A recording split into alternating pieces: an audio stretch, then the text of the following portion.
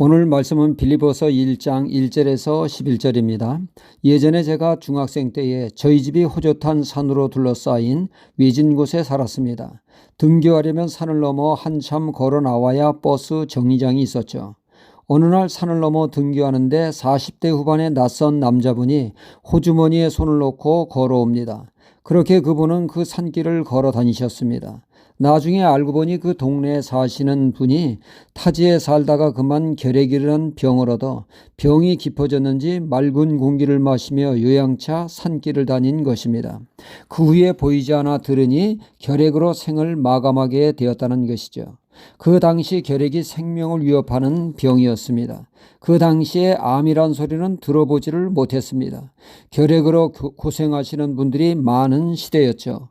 어느 믿는 청년이 그만 결핵에 걸리게 되었습니다. 기침을 하고 각혈을 하니 일을 할 수가 없었죠. 벌이를 못하니 삶은 궁색해질 수밖에 없었습니다. 그는 교회를 다니며 도움을 얻고자 교회를 방문하게 됩니다.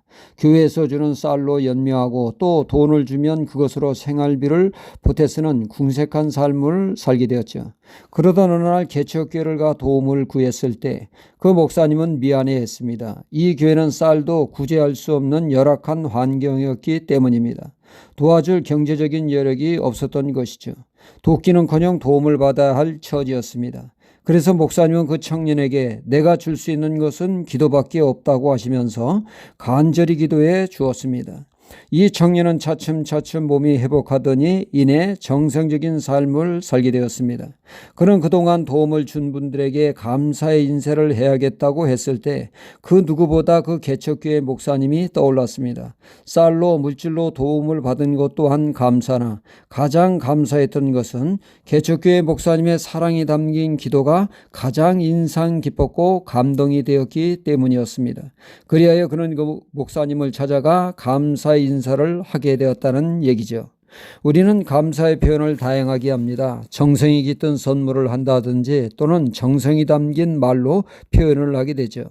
그리스도인의 베푸는 최고의 선물은 다름이 아닌 영적인 선물, 기도해 주는 것 아니겠습니까? 오늘 말씀의 사도 바울은 빌립보 교회 사역자와 성도들에게 그는 최고의 선물인 기도를 드리는 말씀입니다. 사도 바울에게 빌립보 교회는 남다른 의미를 가지고 있는 교회였죠.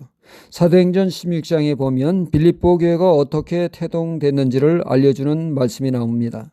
사도 바울은 제2차 전도 여행을 떠나게 됩니다. 그는 전도 계획을 잡을 때 2차 전도 여행은 아시아 쪽으로 잡게 됩니다. 하지만 번번이 길이 막히게 되죠. 사도 바울 특유의 열심으로 안 되는 것 되게 하라 시도하지만 번번이 제동이 걸립니다. 이때 성령께서 환상으로 마게도냐 사람이 오라 손짓을 하게 하죠. 이는 하나님의 뜻이 아시아가 아닌 유럽에 먼저 전파라는 뜻이라는 것을 알아 그리하여 사도 바울이 유럽의 첫 발을 디딘 곳이 바로 빌립보였던 것이죠.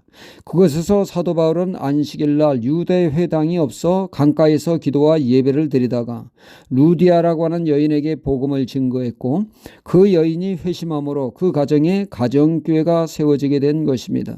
이것이 바로 빌립보 교회였던 것이죠. 간수 가정이 또한 예수님을 믿음으로 빌립보 교회는 강건하게 세워지게 되었습니다. 이 교회는 여성 주도적 교회로 여성 특유의 섬세함과 돌봄이 있는 그러한 교회였습니다. 자비랑 선교를 하는 사도 바울이 투옥되어 힘들 때마다 빌립보 교회는 물심양면으로 바울을 후원하는 데 힘썼습니다. 사람이 어려울 때 도움을 주는 사람은 결코 잊지 않게 되고 늘 고마운 마음을 갖게 되어집니다. 사도 바울이 늘 감사하고 특별히 사랑하는 교회가 바로 빌립보 교회였던 것입니다. 옥에 있는 사도 바울이 그 고마움을 무엇으로 표현하고 있습니까? 그것은 바로 기도를 통해서 그 사랑에 보답하고 있는 것이죠. 첫째로 그는 9절에 내가 기도하노라 너희 사랑이 지식과 모든 총명으로 점점 더 풍성하게 하사 기도하고 있습니다. 그러니까 사랑의 깊이가 깊어지도록 기도하고 있다는 말씀이죠. 고린도전서 13장에 신앙인은 믿음, 소망, 사랑 그 중에 가장 소중한 것은 사랑이라고 하지 않았습니까? 사랑이 깊어지도록 지식과 총명을 그는 구하고 있습니다. 뭘 알아야 알아야 사랑이 깊어지지 않겠습니까? 사랑에는 총명이 있어야 깊어지기에 이를 구한 것입니다. 둘째로 그는 기도하기를 9절에 지극히 선한 것을 분별할 줄 아는 분별력을 위해 기도했고 11절에는 셋째 예수 그리스도로 말미암아 의의 열매가 가득하기를 기도하고 있습니다. 농부 되신 하나님이 우리에게 요구하시는 것은 다름 아닌 열매가 아니겠습니까?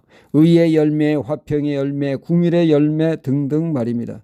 그리하여 하나님이 기뻐 받으시는 성숙한 신앙이 되도록 사도 바울은 기도를 했던 것입니다.